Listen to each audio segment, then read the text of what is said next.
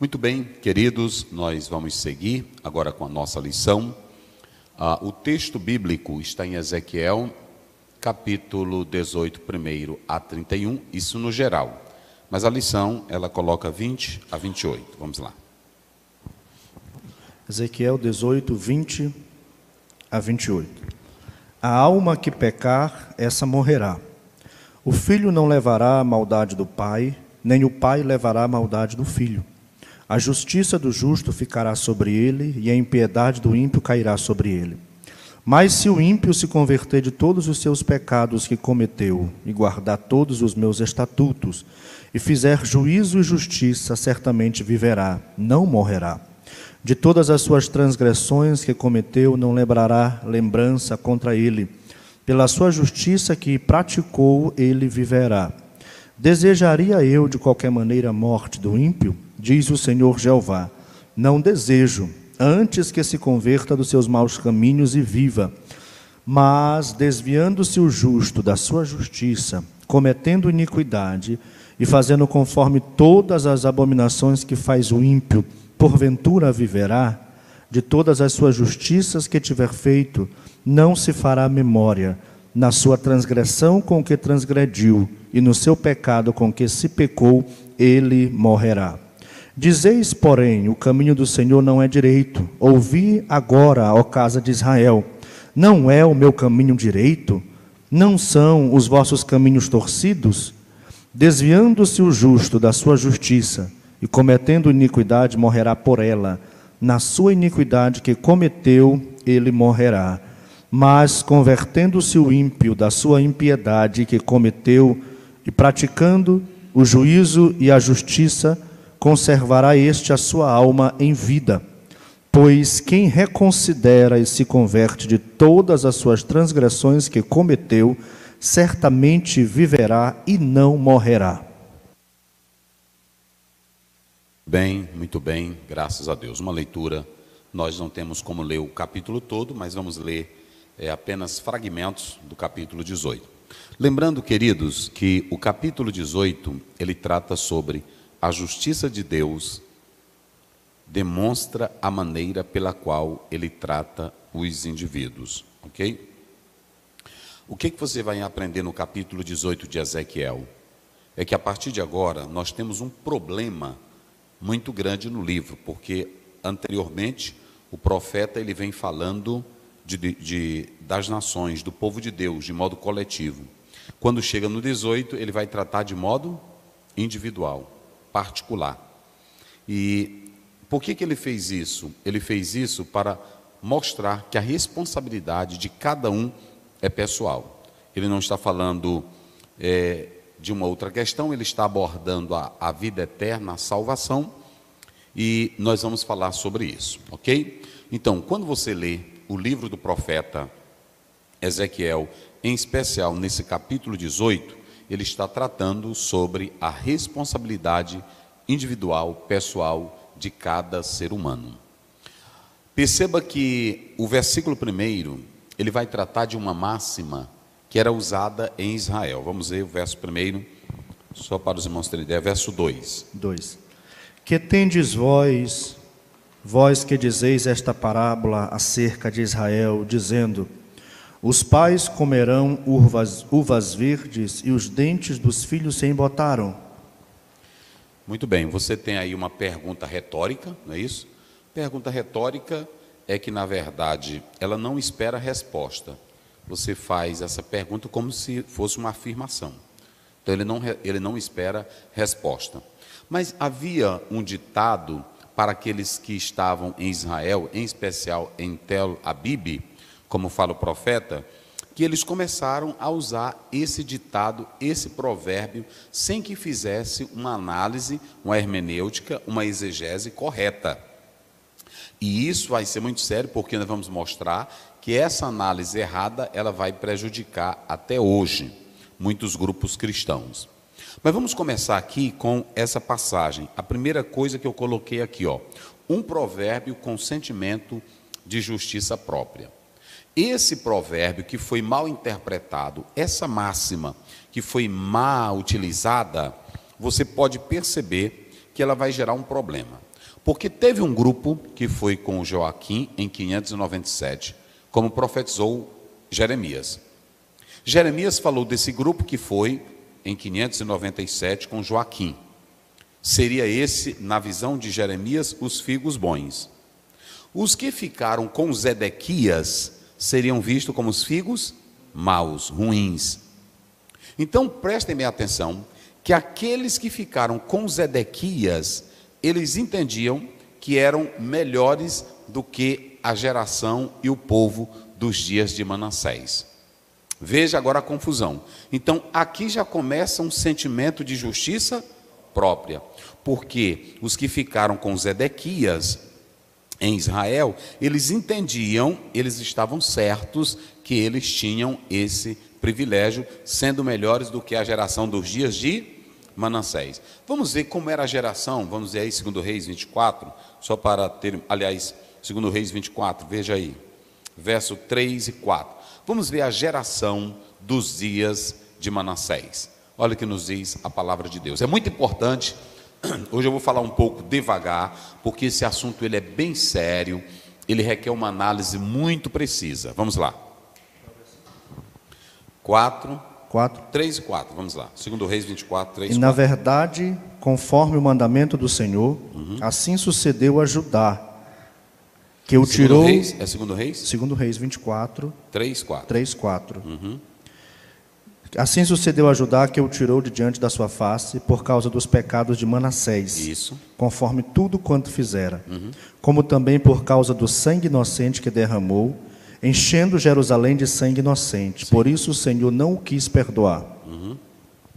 Aí até o 4, não é isso? Até o 4, 3 e 4. Isso. Se você analisar a história de Manassés, ele tem um governo marcado por coisas ruins, e que isso trouxe prejuízo. Só que essa geração dos dias de Ezequias, ela se achava melhor do que a geração dos dias de Manassés. Então, começa essa ideia, figos bons, figos ruins, quem é melhor, quem não é melhor. Por isso nós colocamos aqui um provérbio com sentimento de justiça própria. Por que lutar se o caminho é o fatalismo? Agora nós vamos seguir para um problema maior. Esse povo que estava no cativeiro, os que ficaram, à luz do que podem perceber, é que eles estavam dizendo que se foram encaminhados para esse fatalismo, para esse desespero, então por que lutar pela vida? Por que batalhar? Não tem sentido se eles foram lançados só para a miséria, a desgraça, o desespero, o dito fatalismo. Nós colocamos aí, vamos tratar isso aqui. O que acontece? Eles estavam dizendo claramente que se os pecados dos pais estivessem neles, ia continuar sempre essa maldição. E se era uma punição de Deus para eles que estavam continuamente em maldição, então para que lutar? Então para que batalhar? Então para que viver? Vocês entenderam? Por isso que eu coloquei aqui. Por que lutar se o caminho é o fatalismo? Por que lutar se o caminho é a desgraça? Por que lutar se o caminho é a miséria? Eu anotei aqui algumas coisas muito importantes. Primeiro, nós podemos analisar que se eles deveriam pagar pelos pecados de seus pais, então não valeria a pena eles terem essa vida. Para que lutar? Para que batalhar? Para que se esforçar? Porque o homem, ele sempre estaria nessa condição de desespero. Vê aí Ezequiel 33, verso 10. Vamos lá. 33, 10. Tu, pois, filho do homem, dize à casa de Israel: assim falais vós, dizendo: visto que as vossas prevaricações e os nossos pecados estão sobre nós, sim, e nós desfalecemos neles, como viveremos então? Como viveremos então? Então, esse provérbio, essa máxima, que ela foi mal interpretada pelos judeus, elas seguiam até aquele tempo. E aí, se era assim, se eles estavam pagando pelo pecado de uma geração passada, duas coisas estariam acontecendo. Primeiro, Deus era injusto. Deus era injusto, porque ele estava colocando sentença, punição em um povo que não havia cometido pecado. Mas lá atrás, os seus antepassados tinham cometido pecados. Segundo lugar, se você analisar dentro dessa perspectiva aqui, eles estavam sempre caminhando para onde? Para o fatalismo, não é isso? E aí é que entra o Sartre, Heidegger. O que eles vão tratar? Eles vão tratar sobre aquilo que é chamado de existencialismo. E o existencialismo, ele vai ter 3 pontos que nós podemos analisar. 1, o homem não tem liberdade. 2, o homem não caminha para o progresso, ele caminha para a desgraça. Não é assim? 3, o homem sempre vai viver na sua angústia, porque o seu querer não é o seu poder. Então perceba que dentro do existencialismo, tudo está aqui e tudo se acaba aqui mesmo. Falei. E nessa percepção, pastor Zéu, eles creem que a existência é que precede a essência. Com certeza. A verdade. Essa era a pregação deles, né? Dentro do campo filosófico. Então preste bem atenção. Se a minha vida, olha aí, Schopenhauer fala isso, Sartre fala isso, Nietzsche fala isso, viver vale a pena? Ora, se eu tenho uma angústia, eu vou viver sempre na miséria, porque essa minha vivência não me dá liberdade. É assim que o existencialismo prega. Eu não tenho liberdade. A liberdade, entre aspas, ela está delimitada, delineada por circunstâncias que eu não posso alterá-las. Verdade. Então, se acontecem essas coisas, então não há motivo para eu lutar. Não há motivo para eu viver. Eu vou viver a vida. Isso é muito perigoso, gente. Isso é muito perigoso, porque se eu acreditar assim, eu posso viver a vida marcada de um hedonismo sem qualquer responsabilidade ética e moral. Entenderam agora? Rapaz, é boa a Bíblia. Vamos ver lá, Isaías 22, 13. Rapidinho aí, pastor Luiz. Então, enquanto ele encontra aí, o grande problema do existencialismo é que ele coloca o homem nessa tragédia gritante. Ora, se ele se caminha para a desgraça, para a morte, e não para o progresso, não para a liberdade, qual é o sentido da vida? Qual é o objetivo da vida? E você vê o pessimismo de Nietzsche, o pessimismo de Schopenhauer e o pessimismo de muitos na atualidade, que dizem que com a morte se acaba tudo, mas todos sabem. E quem entende o lado misterioso da vida, assim como não explica como a vida começa, ele não pode explicar como se dá o prosseguimento da vida após a morte. Não há, olha para cá, está filmando direito? Bota aqui que eu vou começar agora. Não há um doutor em física quântica, em ciência, não há um doutor em filosofia que diga o que acontece quando ele fecha os olhos para essa vida. É assim? Não tem um, olha para cá, preste bem atenção, não tem um doutor, não tem um cientista, não tem um ateu, não tem um filósofo, não tem um político, não tem um que possa dizer, quando fechar os olhos, acaba tudo. Ele não pode garantir os mistérios da vida além, porque assim como ele não sabe como a vida começa, ele não sabe como ela termina. Aí entra as grandes religiões orientais, que buscam explicar isso dentro de uma sucessão de reencarnações, onde a vida segue um prolongado círculo de perfeições até você fazer a cartaz de tudo que é pecado, entrar num karma e a tua alma vai voar. E a Bíblia tem toda a explicação. João 14,6, Jesus disse: eu sou o caminho, a verdade e a vida, e ninguém vem ao Pai senão. A Bíblia tem todo o destino final, tanto desta terra como do homem em Cristo Jesus. É por isso que quando nós lemos o Apocalipse, está a consumação de todas as coisas e como Jesus vai dominar todas as coisas. Se tu queres um futuro garantido, uma vida abençoada, se volte para a palavra. Olha o que ele leu aí, como é que diz? Mas eis aqui gozo e alegria. Isso. Matam-se vacas, degolam-se ovelhas. Sim. Come-se carne, bebe-se vinho. E disse: comamos e bebamos, porque amanhã morreremos. Se a vida não tem sentido, se a vida é uma tragédia, se a vida é uma angústia, se a vida é uma náusea, o que é que eu vou fazer nela então? O que Isaías está dizendo? Vamos comer e beber, e amanhã vamos fazer o quê? Aí é que ele se engana. Aí é que você se engana. Tem muitos que estão dessa forma. Mas vamos analisar aí Hebreus. Vamos lá para Hebreus. Eita, irmão. Hebreus 10. Vê se é o 27 aí. Vamos lá. Pode ler aí, vai. Mas uma certa expectação horrível de juízo e ardor de fogo que há de devorar os adversários. Está vendo? Não é isso? Aí é o 10? 10, 27. 10, 27, né? Observem que ele está deixando bem claro aí que vai haver uma expectação. E para vocês que, na verdade, acreditam dessa forma, que não vai ter nada, olha o 31, horrenda coisa, vai. Horrenda coisa é cair nas mãos do Deus vivo. Isso, vocês estão vendo? Agora vamos lá para o capítulo 9. Isso, verso 27. 27. Isso. E como aos homens está ordenado morrerem uma vez... Para aí. Olha para cá.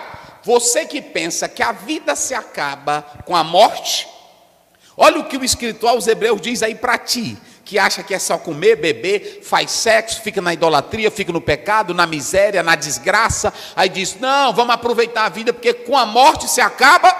Olha o que a Bíblia diz, vai. E como aos homens está ordenado morrerem uma vez, vindo depois disso o juízo... E vai. O 28. Assim também Cristo, oferecendo-se uma vez para tirar os pecados de muitos, aparecerá a segunda vez sem pecado para os que esperaram a salvação. Depois que o homem morrer, que ele morre sem Deus, vem o que para ele? O juízo. Vocês sabem por que é? Olha para cá. Vocês sabem por que o povo não gosta da Bíblia? Vocês sabem por que o povo não gosta de crente? Eu estou falando de crente que vive o evangelho. Eu estou falando de crente que vive só para a fé e pregar a verdade. Sabe por que o povo não gosta? Porque todo mundo quer viver no hedonismo. Todo mundo quer viver no prazer. Todo mundo quer viver numa vida de prazer e de gozo sem responsabilidade. Mas após a morte, segue-se o juízo. Olha, você que está na bebedeira, você que está no pecado, você que está na miséria, e você pensa que com a morte se acaba tudo, depois que você fechar os olhos para essa vida, vai se descortinar os teus olhos para uma vida eterna, ou com Deus, ou sem Deus. E a morte sem Deus é tragédia, é chamada morte eterna, separação total de Deus, e vai habitar para sempre no lago de fogo, onde o bicho não morre e o fogo não se apaga. É por isso que muitos não gostam da Bíblia, porque a Bíblia, ela mostra que aquilo que o homem plantar é o que ele vai colher. Então ouçam bem aqui, observem que nós não acreditamos nisso aqui, dessa forma, de maneira nenhuma. Bote aqui, pastor Luiz, rapidinho, fica até melhorzinho aqui. Coloca aqui no quadro, coloca aí, fatalismo, isso, vamos lá, ele vai colocar aqui, fatalismo. É muito importante nós atentarmos para essas particularidades aí. Colocou? Predeterminismo. Vamos lá.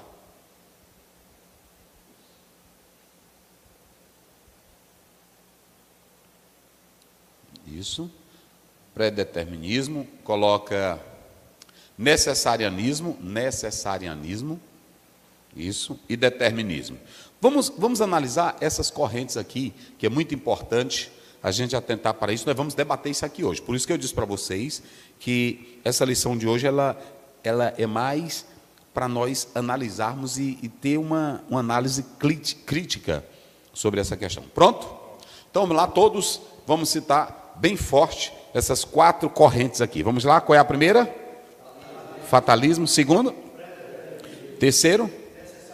E quarto? Vamos lá, bem forte. Fatalismo, predeterminismo, necessarianismo, determinismo. O que acontece? Essas 4 correntes aqui, elas são as formas, as maneiras que buscam explicar a questão da liberdade e da vontade do homem. É muito importante a gente atentar para isso. Rapaz, que coisa bonita, não é? É muito importante a gente atentar para isso. Você percebe que você tem aqui o fatalismo, predeterminismo, necessarianismo e determinismo. Langston, um teólogo, ele diz que dentro dessa perspectiva se procura um mundo explicar a questão da liberdade da escolha do homem. No fatalismo, observem bem, se o mundo caminha para a desgraça, se o mundo caminha para a miséria, se o mundo caminha para a morte, então não há por que eu lutar, não há por que eu ter sonhos, não há por que eu posso viver simplesmente aqui nessa vida e morrer, se acabar como uma coisa qualquer, como um objeto. Só esperando esse resultado final, porque você não vai alterar nada. O fatalismo não tem a presença de Deus. O fatalismo é um poder que, na verdade, já vem determinado e que você não tem liberdade de escolher, de opinar. Você já nasceu para aquela desgraça, para aquela miséria. Fala aí. Senão o povo não escuta. Pressupõe que todos os eventos da vida já estão pré-determinados. Pronto, você foi programado para sofrer. No fatalismo, você é programado para a desgraça. Você é programado para ser peste. Não, isso é tão ruim, porque quando eu leio a minha Bíblia, Deus não nos fez para a desgraça. Deus não nos fez para o fatalismo. Deus não fez ninguém para a morte e a desgraça. Vamos dizer, olha como é que Deus faz o homem. Olha como é que Deus faz o homem. Gênesis 1, 27 e 28. Olha.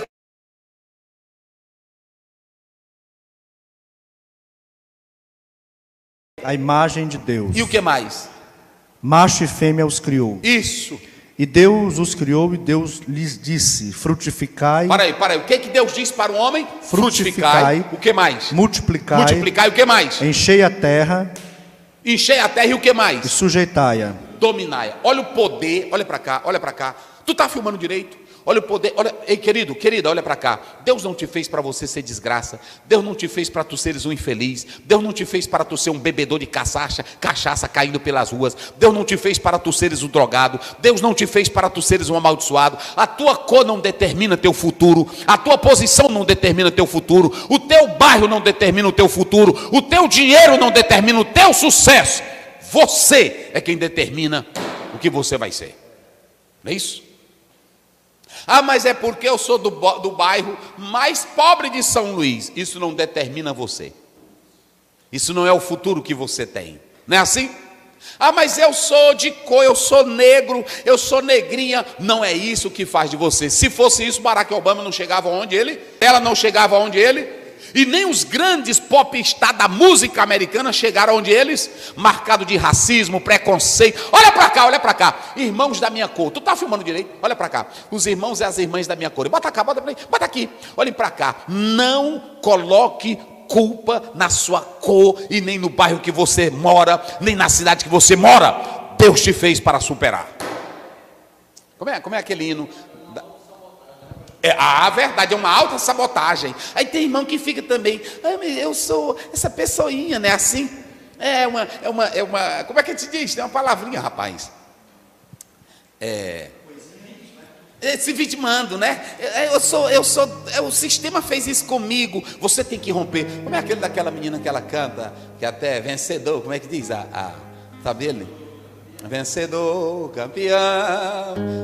Isso. Esse aqui é Vencedor. Isso. Deus dá asas, faz teu voo. Vai embora, rapaz. Campeão. Eita. Vencedor. Essa fé que te faz imbatível, te mostra o teu valor. Essa fé que te faz imbatível. é dentro de você. Olha para cá, ele vai dar continuar, olha para cá. Não fique com essa. Deus te deu inteligência, Deus te deu a capacidade para você dominar, não é assim? Quem se diminui é você. Se eu estou em um trabalho, todo trabalho é digno. Se alguém desprezar o meu trabalho, eu não vou ligar para o que ele diz, porque eu sei o valor do meu trabalho. Se alguém desprezar a minha cor, eu não vou ligar, porque eu sei que aquela pessoa é medíocre, é pequena, é pobre e é besta. Quando você vê uma pessoa desfazer de um negro, seja ele branco, mostra o nível. Ele pode ter o dinheiro que ele tiver, mas pode ir atrás. Ele pode ter ganho aquele dinheiro na corrupção, ele pode ter ganho aquele dinheiro na mentira, ele pode ter ganho aquele dinheiro na herança. Mas é um bobo, é um besta. E você, que ele tenta pisar em você, não deixe. Você tem dignidade, você tem valor, você tem a imagem de Deus. O que determina você não é a sua cor, não é o seu dinheiro, não é o seu poder, não é o seu status, é o seu caráter, é a sua essência. Eita, rapaz, não é assim? Ei, você que está aí, depressivo, humilhado, porque eu me magoei tanto, porque lá no emprego foi tanto bullying comigo. Irmão, se eu fosse estar com negócio de bullying, eu não estava aqui não. Ei, nego da cabeça seca, nego inveja, não é assim? Bicho inveja de nada, nego fedorento. Eu vendia peixe, eu entrava no carro e o pessoal gritava: sai daqui, nego do diabo, nego fedorento, nego da desgraça. E saiba de uma coisa, eu amo a minha cor, Deus me fez assim. E a diferença é quando você olha e diz: Deus me deu capacidade de domínio. Vamos lá, campeão, né? Assim, eita, coisa boa. Rapaz, escuta essa palavra. Vamos tirar logo esse negócio aqui de fatalismo. Deus não te programou para desgraça. Falei. Essa premissa do fatalismo, pastor, pressupõe que todas as ações humanas são banalizadas. São banalizadas e não tem valor nenhuma. Você não tem liberdade para nada. Nada. Você já foi programado para a miséria. Ou seja, no dia que você nasceu, que ouviu aquele chorinho lindo lá no hospital, ali aquela criança já nasceu para a desgraça. Já nasceu para a miséria. Foi assim que Deus disse? Não. Eu te dou o poder para dominar. Eu te dou o poder para superar. O pecado traz a desgraça, não Deus. A desobediência traz a desgraça, não Deus. A tua escolha errada traz a desgraça, não Deus. Rapaz, como é que diz? Diz assim: acredite, Isso. É hora de vencer. Essa força vem de dentro de você. É bonito. Você pode até tocar o céu, se crer. Vamos cantar. Coisa boa. Acredite que nenhum de nós Isso. já nasceu com jeito pra super-herói. Ninguém nasceu. Isso. Nossos sonhos a gente é quem constrói, é vencendo os limites, escalando as fortalezas, conquistando o impossível pela fé. Campeão, vencedor, Deus dá asas, faz teu voo. Vai-te embora, irmão. Campeão, É assim. vencedor. Eita, pai. Essa fé que te faz imbatível e mostra o teu valor. Quantos recordes você pode quebrar? Isso. As barreiras você pode ultrapassar e vencer. Campeão. Diga, cante aí, irmão. Cante aí na tua casa agora. Você é vencedor. Deus te dá poder para superar, né? Eita glória! Campeão, meu Deus, vencedor, aleluia! Essa fé que te faz imbatível e mostra o teu valor. Fatalismo, uma lei fixa, você não pode mudar nada, já está determinado, programado para sofrer, programado para a desgraça, programado, pronto. Predeterminismo, nessa corrente aqui eles dizem que Deus está presente. Lá na eternidade Deus já determinou tudo, o que você vai ser e que você não pode alterar nada disso. Dessa forma, tolhe-se a liberdade do homem, tolhe-se a liberdade de escolha e o homem não tem direito de fazer. Ele é um boneco, ele é um fantoche, ele é uma... Na mão de quem? Na mão de Deus. É assim que a Bíblia escreve? De maneira nenhuma. Necessarianismo, eles dizem que há uma lei, aqui no campo filosófico, tem uma lei de causa e tudo que acontece no mundo é por causa do quê? Dessas leis de causa e e que você não pode alterar nada. Se vocês analisarem aí o determinismo, quem determina tudo é a matéria. Tem pessoas que falam o seguinte: não, eu sou assim por causa dos meus hormônios. Eu sou assim por causa do meu gene, eu sou assim. Tu é assim porque tu é ruim. Não existe essa. David Hunt diz: não culpe o meio ambiente, não culpe a tua estrutura física, nem a tua saúde. Quem faz a diferença é você, com a sua decisão. E um homem cheio de Deus, olha para cá, um homem cheio de Deus, um homem cheio do Espírito Santo, ele tem visão ampliada. Era assim ou não era? Pronto. Eu me lembro que quando eu era criança, eu já disse aqui para vocês, lá em casa, meu pai proibia assistir televisão, e eu ia para a casa do vizinho, criança, né, menino, e assistia na casa do vizinho. E aí eu achava bonito quando eu ia assistir o Thundercats, não era assim? Aí ele pegava a espada, era a coisa que eu achava mais bonito. E isso ali entrou na minha mente, nunca mais saiu. Me dê a visão além do alcance. E eu, meninozinho, eu dizia, eu quero a visão além do alcance. Porque se a tua visão, eu li um filósofo que ele disse que um sapozinho caiu dentro da lagoa e tinha um sapão dentro da lagoa. E o sapozinho querendo escalar para sair, e o sapão disse: te aquieta, fique aqui porque aqui é o local certo. Ele disse: não, sapão, lá fora tem praia, lá fora tem coco, lá fora tem vento, lá fora tem ilha bonita. E o sapão disse: não, você está com ilusão, a vida é só isso aqui. Então, a vidinha ilusória tua está de acordo com a tua visão. Se você entender que a tua visão é só esse mundinho, fica no teu mundinho, rapaz. Não é assim? Eu não vou discutir com quem tem pensamento medíocre, com quem é egoísta. Não, se você achar, é o mito da caverna de Platão, não é isso? Se você achar que o universo é só aquilo ali, fique no teu universo. Se você achar que o teu pedaço de terra é só aquele ali, fique lá. Agora, quem tem visão de Deus vai voar. Quem tem visão de Deus vai ampliar. Deus mesmo quer que o seu povo amplie. Está lá em Isaías 54. Amplia o lugar da tua habitação, da tua tenda. Esse negócio de tu ficar pensando pequenininho, velho, eu sou isso aqui. Então essas 4 correntes aqui, elas têm fundamento bíblico? De maneira nenhuma. Devemos aceitá-las? Não. Então preste bem atenção, que aqui esse fatalismo estava presente na vida dos judeus. Sabe o que eles diziam? Não, nós não vamos aceitar a mensagem de Ezequiel, nem de Jeremias, não era assim? Por quê?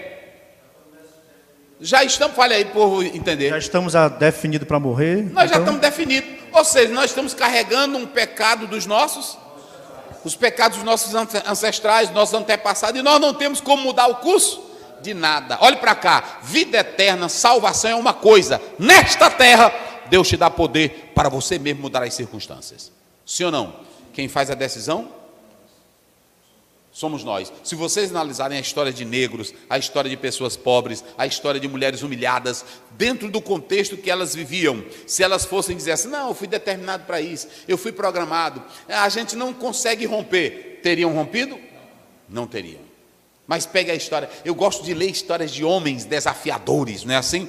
Eu me lembro que o Hitler, naquele negócio da raça superior, ele tinha uns corredores fortes, e tinha uma história de um negro que queria correr, e eles não aceitavam, e o negro lutou de tudo e entrou na corrida, e se tornou um vencedor, provando que não, a superioridade da raça não está na cor, está na determinação tua.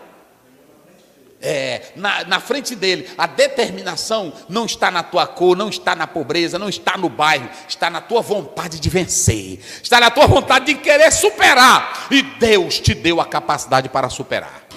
Ei, rapaz, é linda a Bíblia. Mas esse povo diz: vamos lá, porque eu tenho muita coisa aqui hoje. Preste bem atenção, você não é responsável pelas circunstâncias de seu... Pronto. O que nós podemos analisar aqui, pastor Ziel, o que você quer dizer com isso aqui? Deus estava mostrando que havia uma causa e um efeito dentro do pecado de Israel. Israel olhava e via a situação do grupo, do povo, no seu aspecto social. Só que agora Deus vai dizer assim: olha, tem consequências para a nação, mas tem consequências para os porque Deus nos trata como indivíduos. Inclusive, quando você for ler a Bíblia, em especial sobre essa questão de eleição e predestinação, cuidado para você não confundir as coisas. Você tem que separar o Israel como nação e o Israel indivíduo. Há privilégios para Israel como nação e há privilégios para os indivíduos, em especial a salvação. Então separe as coisas. Observem bem que Deus vai tratar agora, especialmente, particularmente com cada um. E o mais interessante aqui, queridos, é que quando ele vai tratar dentro dessas circunstâncias, Deus não considera um homem responsável porque ele está no meio de uma miséria, de uma desgraça, de uma circunstância. Olha para cá, bota bem aqui. Você pode estar no meio de homens mentirosos, de homens falsos, de um mundo cruel, de um mundo contaminado, de idolatria, de pecado, de miséria, de corrupção. Eu pergunto, isso vai alterar você? Vai alterar se você fizer uso dessas coisas. Mas as circunstâncias maléficas ao teu redor, elas não determinam quem você é. Rapaz, é linda a Bíblia. Ou seja, como é isso, pastor Zéu? Lá vai. A Bíblia diz que no meio de Israel, dessa gente toda aqui, que estava cativo, tinha gente que não prestava. Sim ou não? Mas eu pergunto aqui, Ezequiel prestava? Daniel prestava? Lá vai! Jeremias prestava? Então não são as circunstâncias. Tem irmão que fica dizendo, pastor, o senhor sabe, eu caí nessa porque é muita pressão. Eu estava no meio dos amigos, é o sistema, pastor. E o sistema é difícil a gente quebrar sistema. Não é assim? Não culpe Deus. Você pode estar no meio da desgraça. Nós falamos aqui que tinha um mundo em pecado. Deus olhou para a terra, Gênesis 6, 8, 9, quando olhou e disse assim, achei Noé. Não é assim? Noé era justo, era íntegro, no meio dos seus contemporâneos. E Deus aqui disse assim, olha, aí tem pessoas crentes, mas se tivesse lá Jó, nós não explicamos aqui, se tivesse Daniel, e se tivesse quem?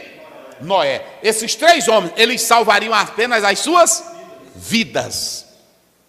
E Deus também já tinha dito que ali ele tirou tições tirados do fogo. E Deus separou pessoas no meio dessa miséria. Ou seja, não são as circunstâncias que vão determinar o teu futuro, o teu sucesso. É você que decide. Você pode estar no meio de mulher para todo lado, mas você é quem decide. Eu sou casado, não é assim?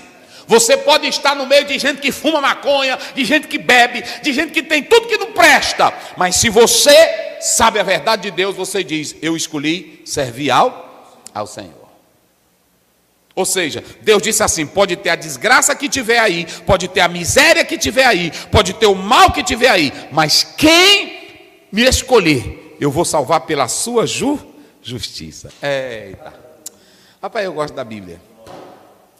Não é porque, pastor, eu fui programado para isso. Pastor, eu fui determinado, não é assim? Pastor, é porque lá em casa, minha casa é um cabaré, pastor. O meu avô, eu vou já falar da maldição hereditária. O meu avô, pastor. Eu sei, a psicologia diz que tem a influência do ambiente, não é assim? Tem a influência genética, tem ou não tem? E tem a influência do meio social. É assim ou não é? Tem a influência cultural, tem tudo. Mas eu quero dizer uma coisa para você, ainda tem mais, tem a influência do diabo, tem a influência dos demônios. Sim, fala aí. Eu ouvi uma história do pastor Davi Nunes, que ele disse que o pai tinha 2 filhos, o pai era cachaceiro, batia na mulher, era terrível. E um filho, os 2 cresceram, um estudou, se formou e conseguiu ser alguém na vida. Sim. O outro ficou cachaceiro, casou, batia na mulher, o mesmo exemplo do pai. Aí foram entrevistar os 2. Disse, por que você, por cachaceiro, você imitou o seu pai? Tudo seu pai fez de ruim, você está fazendo. Ele disse, porque eu queria ser como meu pai. E perguntaram para o outro, e por que você conseguiu ver o mundo diferente? Porque eu não queria ser como meu pai. Está aí. Você é um projeto de si. É assim, você se determina. E quando você lê a Bíblia, e quando você vê Deus, você se determina. Samuel foi morar na casa de quem? E o que era que os filhos de Eli eram? Fala aí, fala. Não prestavam, eram imorais. Eram imorais. Corruptos, ladrões. Bebedor de cachaça. Mas Samuel foi para lá e Samuel se tornou como eles? Não. E diz a história que Eli chorava porque Eli queria ver nos filhos o que via em Samuel e não via nos filhos dele. Não é essa questão de você, não tem essa. Então preste bem atenção, você não é responsável pelas circunstâncias de seu Nasceu onde tem miséria, agora você miséria? Nasceu onde tem desgraça, você desgraça? O pessoal diz assim: em terra de sapo, de coca com ele. Não, senhor, em terra de sapo eu fico em pé. Eu fico em pé. Agora, se você quer seguir a maioria da bagunça, da baderna, a maioria que é fraco, você é quem sabe. Eita, rapaz. Está aí. Deixa eu dizer uma coisa para vocês aqui que eu anotei. Você vai ser responsável pelo uso que você fizer das coisas que estão ao seu redor. É isso que eu quero dizer para vocês aqui. E deixa eu falar mais uma coisa para você. Eu li um teólogo que diz que a nossa vida é como a narrativa de um escritor de livro. O escritor de livro, se ele quiser, ele constrói uma história de beleza. E se ele quiser, ele constrói uma história, pronto, e de tragédia. Você é quem sabe. Se você quiser escrever a sua história de tragédia, qual é o fim do bandido? Me diga o que é o fim do bandido. O que fizeram com o Pablo Escobar? Mataram ele ou não? O que fazem com todos os valetões do mundo? O que se faz com todos os homens que querem ser bandido? Então você é quem sabe. Quer escrever uma história boa? Quer escrever uma história feliz? Você é quem sabe. Deus diz: eu ponho diante de vocês dois, escolhe o que tu queres. Não é assim? Você é quem sabe. Não, é porque as circunstâncias eu virei bandido. Você não entende, pastor. Eu sei que tem luta, eu sei que tem dificuldade, mas não são as dificuldades que vão determinar você. É você quem vai decidir o que você quer ser. Pronto, eu poderia não estar aqui, eu poderia estar em outro lugar. Pobre, negro, não é assim? Filho de pai pobre, negro. Não, vou estudar. Eu fiz como ele disse bem aqui. Eu vi as pessoas: não, vou estudar, eu vou me dedicar. Pronto. Então é você quem decide. E Deus estava dizendo isso para Ezequiel: não fique com essa história, com essa máxima de que os pais comeram uvas e os dentes dos filhos se arrepiaram. Não, senhores. Deus está dizendo: a responsabilidade é pessoal, é indivíduo, cada um levará o seu próprio pecado. Eita, rapaz, é coisa boa, viu? É coisa boa. É coisa boa. O que eu coloco aqui é o seguinte: se você tem uma família de um passado melancólico, você tem um presente para construir e fazer o duelo. Não é assim? Deixa eu colocar aqui. Aqui, ó. Vamos lá, né? Passado, né? Passado. Presente. E o que mais? E futuro. Pronto. Se você vem de uma família de um passado melancólico, de um passado tristonho, de um passado escuro, mas Deus vai te dar o quê? Esse presente vai servir como intermediário para você olhar para o passado, viver um melhor presente e construir um melhor futuro. Está diante de escolhe. Você é quem escolhe. Então, como é que Deus nos trata? Cadê aí? Como é que Deus nos trata? Se vocês analisarem, vê aí o verso 4, pastor. Olha aí o verso 4, vamos lá. Eis que todas as almas são minhas. Isso. Como a alma do Pai, também a alma do Filho é minha. A alma que pecar, essa morrerá. Aí é nefesh, não é? Nefesh é alma, só que alma é uma palavra ambígua que pode ter vários sentidos. Mas aqui está tratando de indivíduo, de pessoa. Como é que Deus trata a pessoa? Vocês acham que Deus olha lá do céu e vê negro, vê amarelo, vê pardo, vê pobre, vê rico? Ele diz: todas as almas são, eu, Senhor, criei todas elas. Rapaz, é linda a Bíblia. Meu filho, olha para cá. Está filmando direito, Caio? Bota bem aqui. Você não fique se martirizando, se jogando. Você é imagem de Deus, criado por Deus. Pastor Zé, e por que minha vida é de desgraça? E por que as pessoas sofrem? E por que fulano de tal, que era uma pessoa tão boa? Eu li um autor que disse que quem olhava para Hitler, quem imaginaria de Hitler se tornar um monstro que ele se tornou? Foi o destino dele? Não. Ele começou a ler pessoas como Nietzsche, ele começou a ouvir a teoria da evolução, como está acima dos outros. Ele se deixou dominar pelo orgulho pessoal e disse: eu vou ser maior do que todos. Porque o homem, no seu orgulho, ele mata, ele destrói, ele pisa, ele menospreza. Essa é a maldade do homem sem Deus. Não é assim? Mas era uma criancinha tenra, linda, como qualquer outra. Dizem que até ele quase morre e alguém pegou ele e salvou ele de um acidente. E olha o monstro que ele se tornou. Não foi que ele foi, não era o fatalismo, nem pré-determinismo, nem determinismo. Não, ele escolheu aquela vida.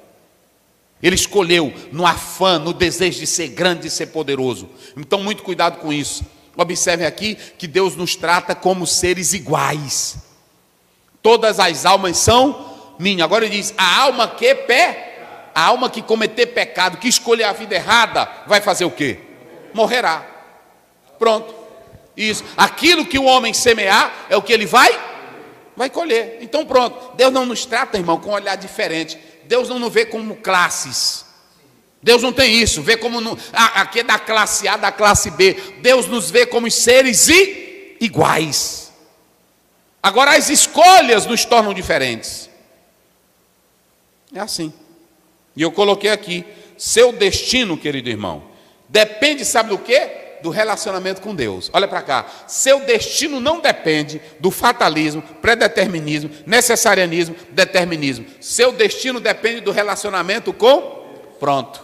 Se vocês me ouvirem, me obedecerem, me servirem, me seguirem, eu serei o pai de vocês. Eita, não existe essa de você, lá na eternidade foi predeterminado, determinado, porque é o seguinte, Deus já te escolheu de qualquer jeito, tu ia ser salvo. Deus não te programou assim, Ele te programou para voluntariamente você amar a Ele. Ele revela a graça comum, Ele revela as coisas boas, e você é quem vai fazer a desce pelo poder do Espírito Santo. Então, entenda bem uma coisa aqui, vai depender do nosso relacionamento. Pronto, por isso que ele diz, a alma que essa o quê? Morrerá. É a que pecar. Vê aí o verso 32, pastor. Eita, rapaz. Vai lá. 32. Porque não tomo prazer na morte do que morre. Isso. Diz o Senhor Jeová. Pronto. Convertei-vos, pois, e vivei. Convertei-vos o quê? Pois. E vivei. Se voltem para mim, vivei. Esse viver aí é você ter direito à eternidade com Deus. Esse morrer aí é você estar fora da eternidade com... Aqui é questão de relacionamento. E como é que Deus tem relacionamento comigo se a minha vontade já está predeterminada? Hein? Como é que Deus tem relacionamento glorioso comigo se eu não vou escolher por vontade própria? Ele vai me forçar a fazer a minha escolha. Pascal, ele diz uma coisa claramente. Tem coisas que as razões desconhecem a razão do coração. Não é isso? É assim. Então, deixa eu dizer uma coisa aqui. Ele falou isso. É mais ou menos assim. Eu não sei se eu anotei aqui. Acho que não. É isso aí. Diz aí. O coração tem razões que a própria razão desconhece. Pronto. Pascal! Ou seja, tem questões na fé. Bota para cá, tu está filmando direito. Vamos lá. A Bíblia ela não trata sobre questão de calvinismo, eleição, predestinação. Isso aí é coisa de teólogo. A Bíblia mostra a salvação de Deus. E tem uma coisa que eu li um teólogo que diz: teve coisas que Deus nunca explicou para Jó, mas Jó se contentou com o que Deus explicou. Porque tem coisas que as razões não explica, mas o coração sente. Eita, glória a Deus. Eita, rapaz, agora a vontade aqui foi de glorificar Jesus. Tem coisa que a minha mente, Deus, olha para cá, Deus, tem coisa que tu nunca vai compreender em Deus, tem coisa que você nunca vai entender em Deus, mas não é para isso. Ele quer relacionamento com Ele. Tem coisa que um filho nunca vai entender no pai, não é assim? Por que que o pai faz isso? Por que que a mãe faz isso? Mas você sabe que Ele te ama. Tem coisas que eu nunca vou entender na Bíblia. Então olha para cá, tu está filmando direito, Caio? Olha para cá, não fica debatendo quem é pós-tribulacionista, quem é arminianista, quem é da eleição, quem é do capeta, quem é não sei de quê. Tem coisas, eita rapaz, eita glória a Deus. Tem coisas que as razões do coração, não é isso? Desconhece. Falei. Eita diz glória. Assim, ousei ver mais longe, porque ousei subir em ombro de gigantes. Isso. É o menino, né? O Isaac Newton. Então deixa eu dizer uma coisa para vocês. É isso aqui que eu acho interessante.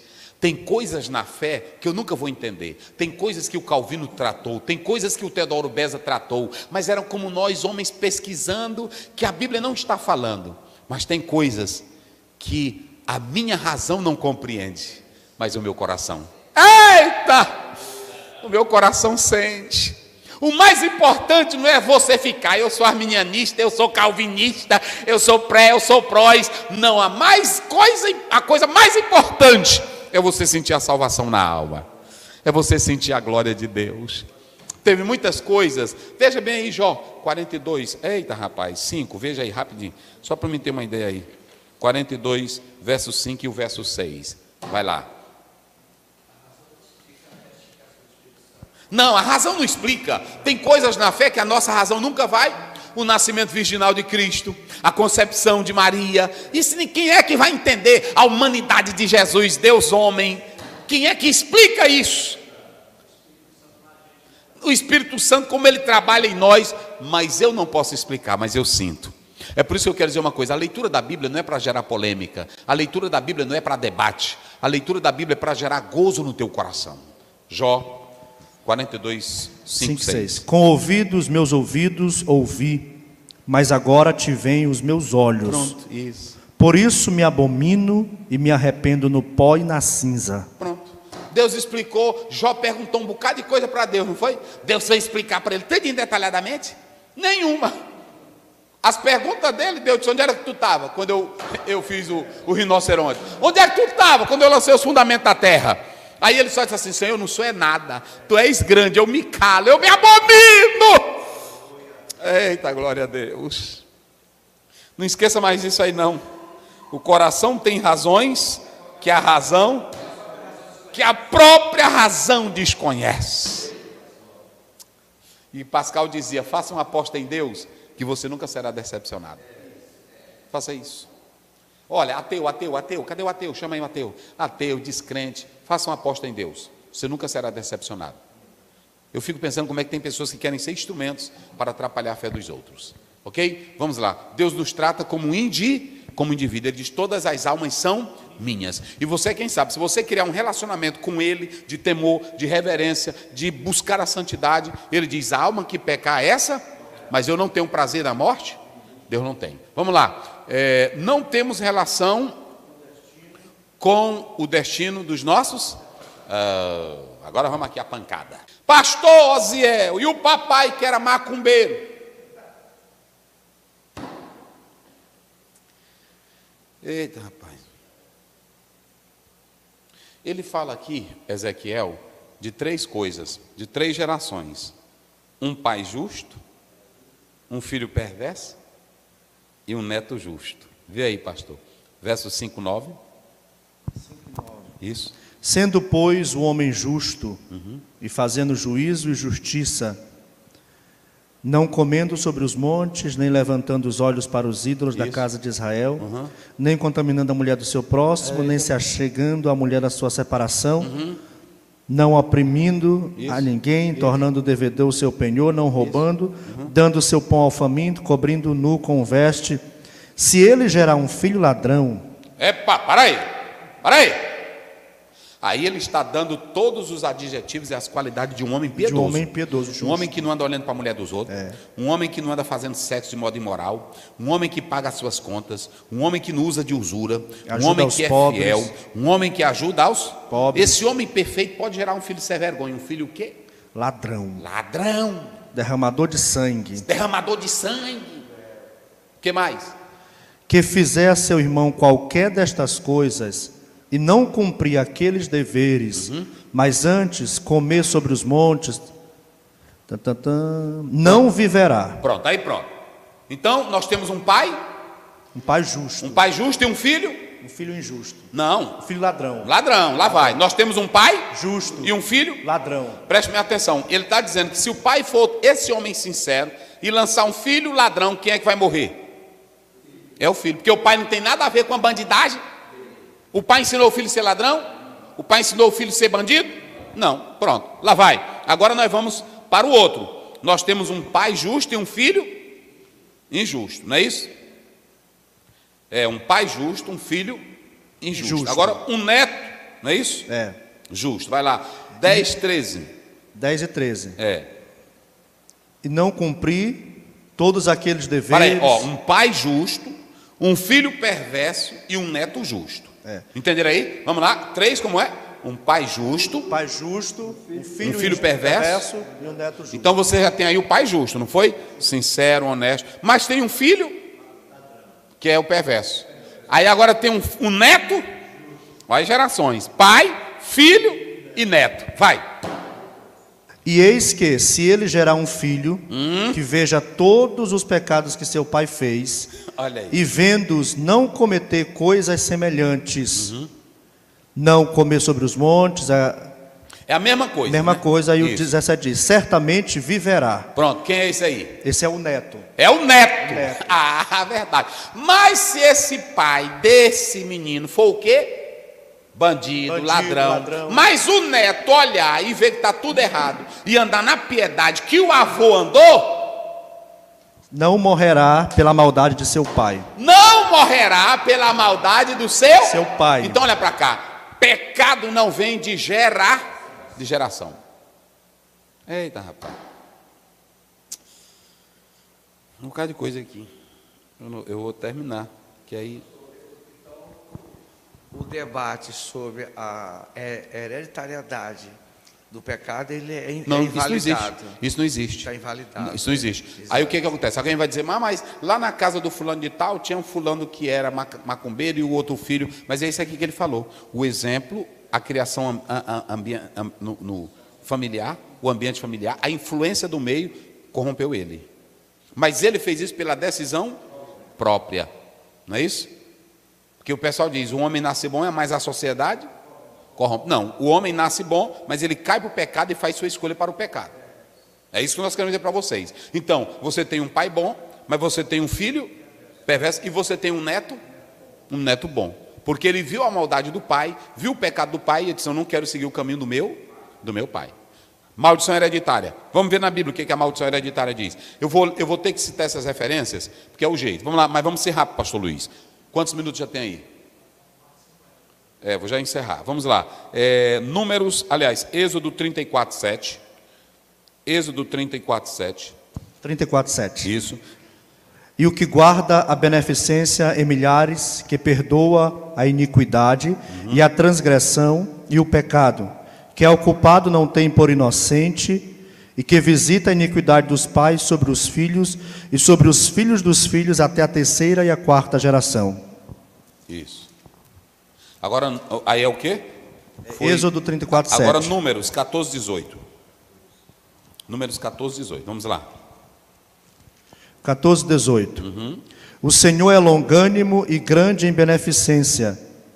Grande em beneficência, que perdoa a iniquidade, a transgressão, Sim. que o culpado não tem por inocente, Que ao culpado não tem por inocente, vai. e visita a iniquidade dos pais sobre os filhos até a 3ª e 4ª geração. De quê? Vai. Agora, nós vamos para Deuteronômio 24, 16. Depois, 2 Reis 14, 6. Vamos lá. 24, 16. Os pais não morrerão pelos filhos, Sim. nem os filhos pelos pais, cada qual morrerá pelo seu pecado. Aí tudo está no Velho Testamento. Eu estou citando aqui só para você ter uma ideia. Se a Bíblia mesmo está dizendo lá que o pai não morrerá e o filho não morrerá pelo pai, já quebrou aí o quê? A maldição hereditária. Podia ter na família um pai bandido, podia ter na família um pai ladrão, mas se o filho não seguisse o pai, ele morreria? Porque Deus disse que não terá o culpado mas quem era inocente, Deus pouparia ou não? Então pronto, não existe essa maldição hereditária. Vamos ler mais 2 Reis 14, 6. Porém os filhos dos matadores não matou, como está escrito no livro da lei de Moisés, Sim. no qual o Senhor deu ordem dizendo, não matarão os pais por causa dos filhos, e os filhos não matarão por causa dos pais, mas cada um será morto pelo seu pecado. Cada um será morto pelo seu pecado. Então o que acontece?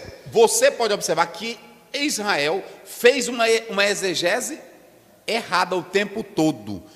Pegaram dizendo, quando Deus disse assim, eu visitarei a iniquidade dos filhos, dos pais nos filhos. Vamos ver Êxodo 20, verso 5. Rapidinho, vamos lá.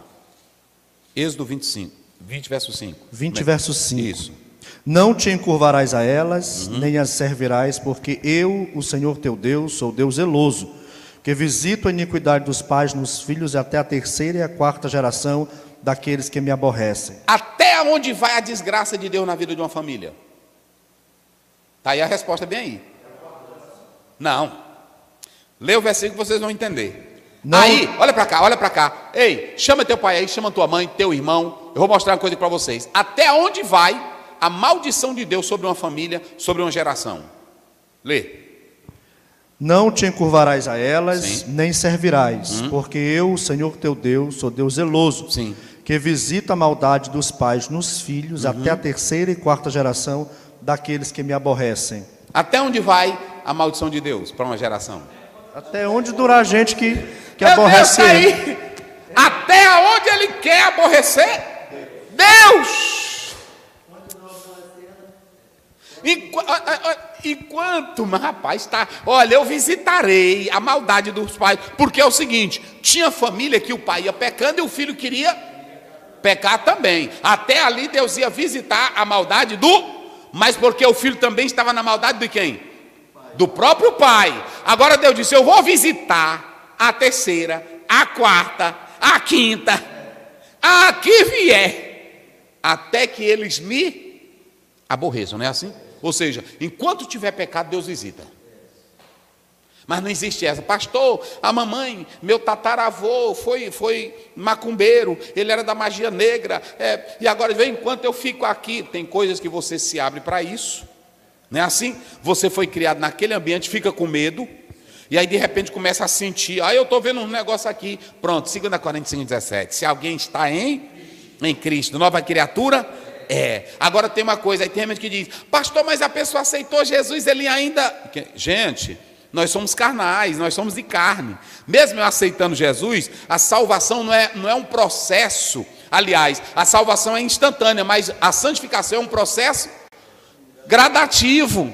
A cada dia eu vou ter que ir tirando coisa da minha vida pela fé, pela leitura da Bíblia, pela oração. É assim.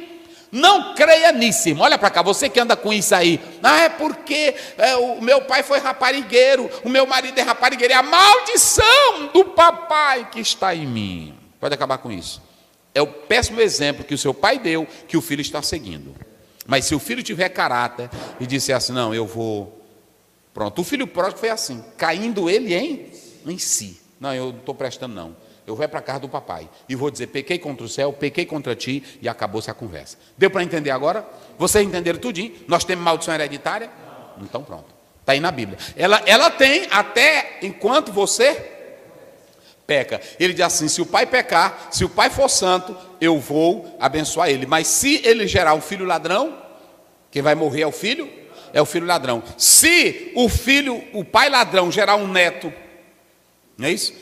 O justo gerar um filho justo, eu vou visitar esse filho justo. Ele será poupado. É assim que a Bíblia ensina. Então, pode largar essa história de mão. Não é porque é o seguinte, eu sou dessa forma, eu sou dessa maneira. Então você tem aí, um filho perverso de um pai justo merece a morte. Um filho justo de um pai perverso merece a vida. Então pronto, está na própria palavra de Deus. Verdades em Ezequiel: responsabilidade individual, 1:4. Recompensa dos justos, que é quem faz vê aí Romanos 2:6. Quem faz a recompensa é Deus por uma vida justa. Filho perverso de um pai justo merece a morte. Filho justo de um pai perverso merece a vida. O princípio da responsabilidade pessoal: Deus quer salvar a todos. Como é que diz aí? O qual recompensará cada um segundo as suas obras. Como é que Deus vai recompensar? Cada um segundo Não é as por causa obras. dos pecados dos pais, não? Não. Não é por causa dos pecados dos avós? Não. Não é por causa lá o tataravô era macumbeiro? Não. Como é que Deus vai recompensar cada um? Cada um segundo a obra de cada um. Deus nos trata individualmente. Pronto. Ele tinha promessas para o Israel no aspecto social, coletivo, mas no aspecto da salvação, Jesus diz: cada um levará a sua própria. É você quem decide. É você quem decide. Então aqui, meus queridos irmãos, temos tudo aqui. Eu já falei isso aqui, a mesma coisa. Descrição hipotética de injustiça. Eles estavam dizendo que Deus era injusto, porque dizendo: nossos pais pecaram e nós é que estamos nessa desgraça. totalmente errado. A responsabilidade ela é individual. Aqui você tem a exortação para Israel. Olha, preste bem atenção. Quando você lê esse versículo aí, pastor, de Ezequiel, aqui ele estava falando de um novo começo, de uma nova vida, de uma nova criação. Ou seja, 30-32. quem se voltasse para Deus, ele daria um novo coração. Vai lá. Portanto, eu vos julgarei a cada um conforme os seus caminhos, ó casa de Israel. Julgarei a cada um conforme a sua conduta. Vai. Vinde e convertei-vos de todas as vossas transgressões, e a iniquidade não vos servirá de tropeço. Aí, pastor, tem a responsabilidade de Deus e tem a responsabilidade do homem. Ele mostra a verdade. Se o homem se abrir, o Espírito Santo, energizando essa vontade, ele se volta para Deus. E aí é essa cooperação, homem e Deus, ok? Então, aí ele diz que ele vai tirar esse coração velho e vai dar um coração novo. Medite nisso, querido. Amanhã, fale isso na escola dominical. Olha aí, tudo que nós estamos falando está aqui, não é? Já falamos sobre essa pergunta retórica, já falamos sobre a justiça, porque Deus é quem age assim e o arrependimento é o caminho para um novo começo de vida. Amém? Deus abençoe. Vamos encerrar.